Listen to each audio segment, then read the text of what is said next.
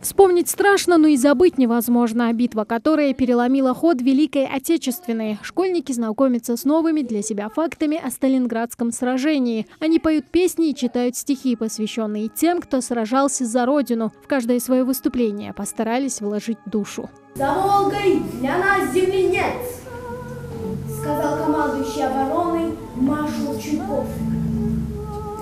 И мы не отступили.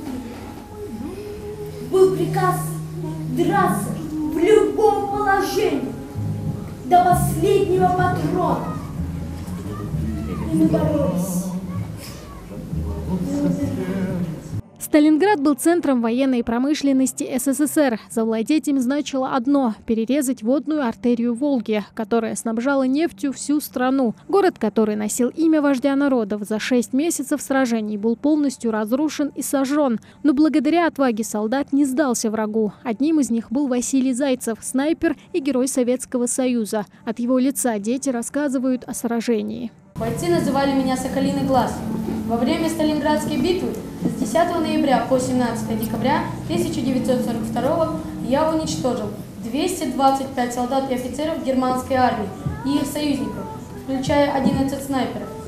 4 дня выслеживал меня майор Кёниг, а в конце 4-го сам попался мне на мушку. Сталинградская битва считается наиболее кровопролитной и ожесточенной в истории человечества. Фашисты и их союзники суммарно потеряли порядка 500 000 человек, а советская армия – 480 тысяч. Количество погибших мирных жителей неизвестно до сих пор. Сталинградская битва – важная веха в истории не только страны, но и всего мира, уверены школьники. Память о войне и ее уроки не должны забываться. Это была очень жестокая и ожесточающая война, то, что там погибло большое количество людей, к большому сожалению. Мы должны напоминать об этом всем, что какие у нас герои были, что они нас так защитили от этой войны и жертвовали собой.